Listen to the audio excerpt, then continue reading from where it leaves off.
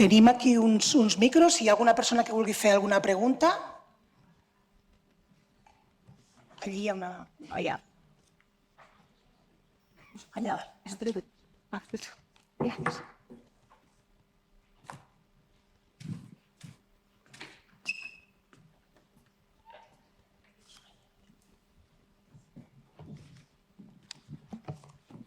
Hola.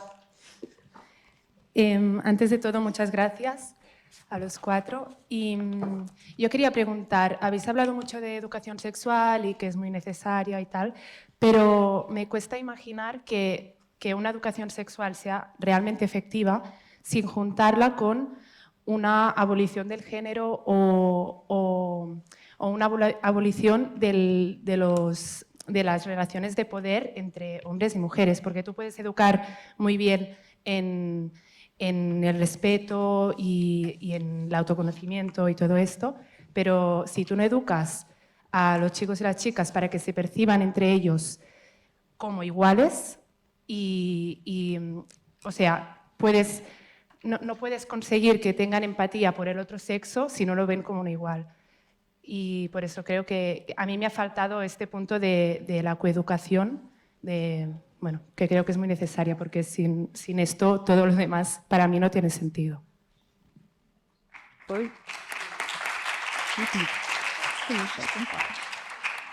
Yo, más que una pregunta, lo veo un comentario muy interesante, así que no tengo nada más que comentar.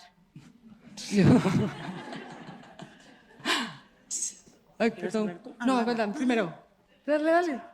No, yo también te iba a felicitar por el comentario que me parece muy acertado. No hemos hablado aquí de la coeducación, pero es esencial educar en igualdad y por la igualdad desde la infancia, porque en la vida adulta ya too late, demasiado tarde. No digo que no se pueda intervenir, pero es mucho más difícil. Y la coeducación en el ámbito escolar, también evidentemente con la complicidad de los medios de comunicación, las familias, todos los agentes socializadores, me parece esencial, esencial. Así que totalmente de acuerdo. Y la abolición del género para mí es una finalidad clarísima, que es un poco, ahora mismo me parece un poco, no diré utópica, pero idealista, pero está muy bien ser idealistas, y creo que hasta que no consigamos abolir el género, que no los sexos, el sexo existe evidentemente, ¿no? Pero hasta que no consigamos abolir el género para que todos los niños y niñas se puedan desarrollar con absoluta libertad, independientemente de su sexo,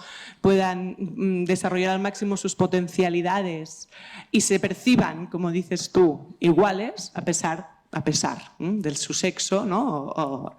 Me parece la finalidad última y más importante. Ojalá algún día lo consigamos. Muy de acuerdo contigo. Bueno, yo es que no lo entiendo separado. Para mí la coeducación está dentro de la educación sexual. No se puede hacer educación sexual sin coeducación. Está dentro de ella. Es imposible separarlo, si no, no estarías haciendo educación sexual. Entonces, yo siempre parto desde ahí. Si no, no sería otra cosa. Pero es como igual cuando decía que los afectos están dentro de la educación sexual, la coeducación también. Es que si no, no podrías estar haciendo educación sexual. Vale, también hacer un agradecimiento a las cuatro por vuestras ponencias. Me gustaría hacer un comentario más que una pregunta, una intervención, ¿no? Porque vosotras habéis hablado de eso, ¿no? Estos estudios, sobre todo, ¿no? Que, bueno, aquí falta, ¿no? Esta perspectiva de que no están plasmadas las relaciones homosexuales o que salen de lo que sería lo habitual, la norma, la heteronorma. Y claro, el problema es que solo se han mostrado estudios, al menos que yo me haya percatado, prácticamente solo se han mostrado estudios que tengan en cuenta esa muestra. Igual que solo se ha mostrado porno o ejemplos de porno heterosexual. Quiero decir que el que haya esta hegemonía en la presentación de estos estudios, que también en las violencias, yo creo que exporta esto también a todo el imaginario homosexual, que estos roles también existen en el mundo de las relaciones homosexuales o de las relaciones entre personas del mismo sexo, y que como solo nos llega este tipo de información, y lo digo en primera persona, lo que acabamos reproduciendo son los mismos patrones, los de parejas heterosexuales, cuando no tendría que ser así, porque ya estamos partiendo de la base en que, por ejemplo, entre relaciones entre mujeres, ¿no? Igual pues ahí se percibe esa igualdad, pero yo creo que no lo hace, porque como no hay representación siquiera en los estudios, no la encontramos en el mundo, luego lo reproducimos en nuestras propias relaciones. Y yo me pregunto, ¿por qué me he tenido que dar golpetazos en mis propias relaciones, que ya en relaciones heterosexuales ocurre, pero ¿por qué me he tenido yo que dar los mismos golpes que en una relación heterosexual cuando es intrínsecamente distinto? ¿Por qué yo he estado reproduciendo estas...? Y yo lo digo, es que yo he hecho micromachismos porque a mí se me percibe como la parte masculina de la relación. Entonces yo digo, sí, me parece muy bien que se expliquen estos discursos y que la mayoría son las relaciones heterosexuales, pero cuando las personas que no tenemos estas relaciones llegamos aquí y recibimos toda esta información, luego lo exportamos a nuestras casas y no recibimos respuestas. Entonces, es más que es un comentario, una llamada a que también se incluyan este tipo de relaciones que son muy distintas, pero tampoco son tan diferentes, y que las violencias que me estáis contando en estos ejemplos también están en los vídeos donde se reproducen relaciones homosexuales. Quiero decir, esta infantilización y ese uso de menores, sobre todo en hombres, lo he visto, pues es espeluznante, y creo que también merecen ser enseñados en este tipo de charlas y ponencias. Yo estoy totalmente de acuerdo contigo. Es muy difícil encontrar estudios en que tengan en cuenta esta perspectiva. Por ejemplo, yo sobre violencia solo he encontrado uno que dice que las parejas homosexuales están más o menos equiparado a parejas heterosexuales, los índices de violencia, pero que encima cuentan, como decías tú, con el hándicap de no decir, porque se supone que en una relación homosexual no puede haber violencia, porque eso siempre es hombre-mujer, hombre-mujer, hombre-mujer. Entonces, que cuesta mucho más que denuncien. Solo he encontrado ese estudio. Después sí que, yo, por ejemplo, he hablado del porno porque lo que prima es el heterosexual, en el posporno no, eso es algo más. Pero, mira, con las relaciones que se reproducen este tipo de estereotipos heterosexuales, pasa un poco como con el capitalismo. Mark Fisher decía que es muy difícil imaginarse un mundo que no sea capitalista porque lo abarca todo, ¿no? Entonces, ya no somos capaces de imaginar qué otro tipo de mundo es posible. Pues aquí pasa un poco lo mismo. Sí que es cierto que en la heterosexualidad parece que todo lo abarca, todo lo ocupa, cuando no ha sido así nunca. Otra cosa es que esté más visible o menos visible, pero nunca ha sido así. Entonces sí que hay esa tendencia y cuesta salir y no caer en ella. Bueno, muchas gracias por tu comentario.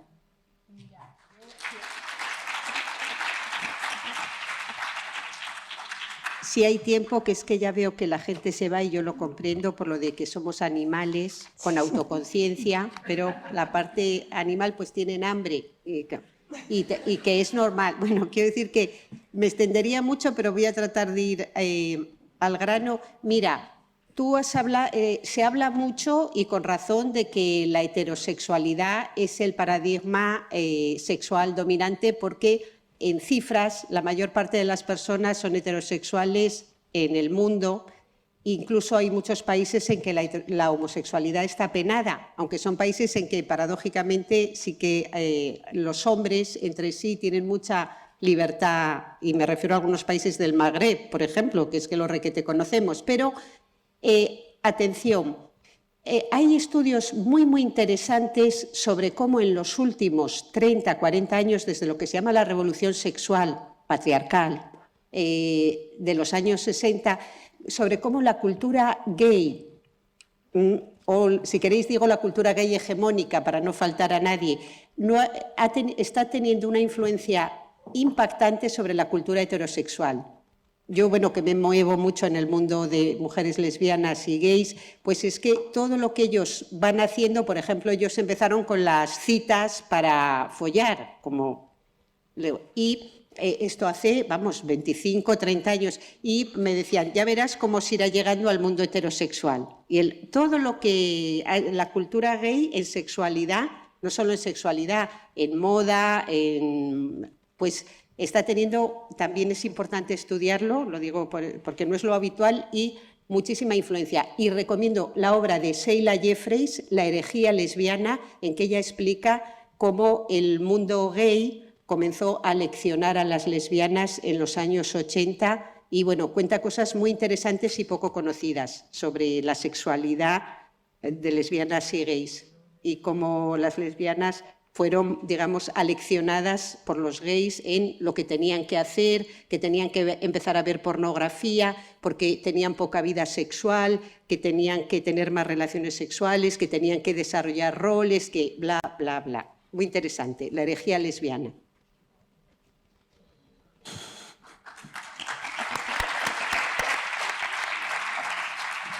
Pero yo solo una recomendación ahí, ya que ha hecho una. Puto chino maricón. Para mí es un referente. Y el libro que ha escrito, vamos, Sexo, Raza, o sea, tenéis que leerlo, es buenísimo. Para mí es un referente ahí, pues por dejar una referencia. Molt bé, alguna pregunta? Sí, bé, primerament donar-vos les gràcies, de veritat ha estat una sèrie d'informacions molt importants, algunes ja les coneixíem, altres molt bé, molt interessant, però hi ha hagut un parell de coses que no s'han esmentat i, si més no, s'han tocat molt de passada, que són, primerament, el lligam entre pornografia i prostitució. No hem parlat aquí de prostitució. Sabem perfectament que al darrere de la pornografia hi ha aquestes xarxes a nivell mundial de tràfic de dones que les utilitzen no solament per a la prostitució, sinó també per a una bona part de la pornografia, amb uns tractes tan inhumans, tan infrahumans, que realment això crec que és un tema que s'hauria de lligar sempre que es parli de prostitució. I d'altra banda, també així de passadeta, el tema dels lobbies. Ho has parlat, has dit, els lobbies que hi ha al darrere.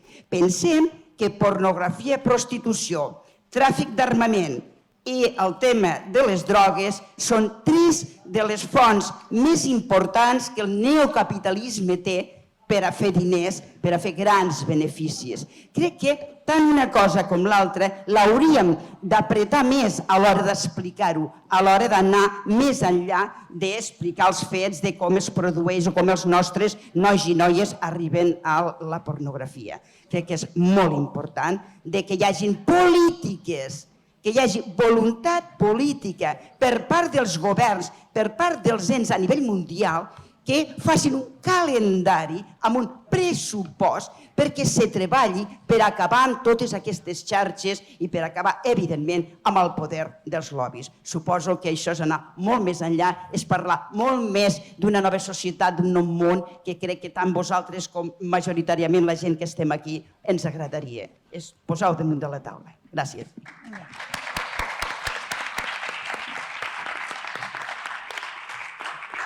Bé, doncs amb aquesta intervenció, si no hi ha cap més pregunta, una altra pregunta allà dalt. Es una pregunta para Vanessa. Has hablado del porno ético y tal. Y yo me pregunto, porque has dicho, es contenido para adultos, que no deben acceder jóvenes o niños.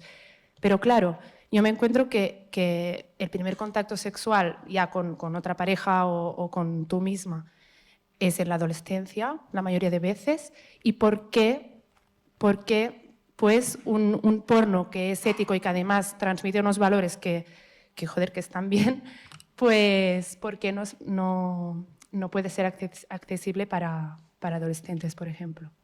Porque eso de solo adultos, ¿no? Es un poco contradictorio. A ver, lo que son las relaciones sexuales explícitas, mira, en la mayoría de edad la tenemos en los países, cada uno es en un lado.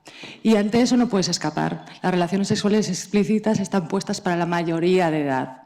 Entonces, yo no voy a luchar porque se vea algo fuera cuando no es considerado mayoría de edad. Hay mucho debate, evidentemente, porque se da por hecho que los que no son mayores, los que son menores de edad, tenéis relaciones sexuales. De hecho, hay la determinación del paciente, puedes ir al médico a partir de 16 sin que lo sepan los adultos. Son las contradicciones sociales. Yo ya te digo, también yo trabajaría con porno, con los adolescentes poniendo vídeos pornográficos, pero la ley no me lo permite. Entonces, hay mucha contradicción ahí y evidentemente sí que para un niño ni de coña, porque no está emocionalmente ni psicológicamente preparado para ver eso. Yo que me querría ir a comer la primera, pero tengo esta incontinencia. Quería, Verónica, yo señalar una, Vanessa, ay, perdón, que cuando en tu exposición, que me ha parecido muy interesante, no, claro, pero porque el pensamiento siempre es polémico, siempre, si no, pues siempre debatir es casi... Vamos, a mí me encanta debatir.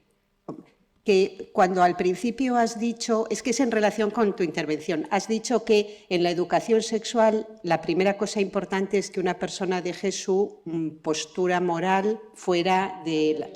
Claro, porque soy profesora de filosofía moral.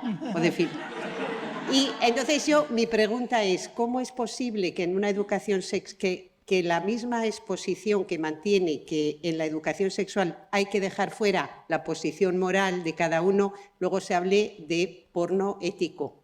Porque es una contradicción tan fuerte que yo, como soy de filosofía... Claro, es que digo, a ese discurso que tú, digamos, has traído aquí, que nos pide que dejemos nuestras posiciones morales fuera a la hora de hablar de pornografía y luego nos habla de porno ético. Digo... o bien no han pasado primero de lógica, bueno, esto es que no es razonable, es una contradicción enorme. O sea, o se deja fuera la moral, y sí, quien defiende que se deje fuera la moral, luego no puede hablar de porno ético, porque está metiendo de cuajo la moral. Quiero deciros una cosa, como dijiste tú, cuando no hay educación sexual, no se habla de sexo, también está habiendo educación sexual. Digo, cuando no se hacen explícitas las posiciones morales, lo llamamos criptonormativismo. Hay una posición moral muy fuerte detrás, que es tu posición moral, cállatela, y luego ya ponemos la mía. Eso casi es inevitable. Hablan de porno ético quien dice que no hay que llevar la moral. A ver, en primer lugar, el nombre no se lo he escogido yo, Ya, bueno, no digo tú, digo en relación con cuando ella yo hablo de dejar la moral, no digo los valores, evidentemente. La moral es las ideas que tú tienes para vivir tu propia sexualidad. A eso hago referencia. Que yo puedo vivir mi propia sexualidad de una forma, pero no se la puedo imponer a un otro. Evidentemente, siempre tiene que haber una ética de las relaciones, y de esto habla mucho Félix López, sobre la ética de las relaciones en sexualidad. Claro que tiene que estar la ética y tiene que estar los derechos humanos, pero otra cosa es cómo yo decido vivir mi sexualidad, y creo que es la mejor, no se la puede imponer a un otro nunca. Claro, pero ¿se puede imponer el porno ético? Como el porno ético es lo que hacemos nosotros, tampoco se podría. No, pero es decir, el porno ético es que habla de las contractuales. la moral no son mis ideas sobre cómo deben vivir los demás la sexualidad. O sea, es solo eso. Bueno, yo de hecho lo he dicho porque se denomina ahí, pero yo hablo de post-porno siempre, no de porno ético. Bé, doncs,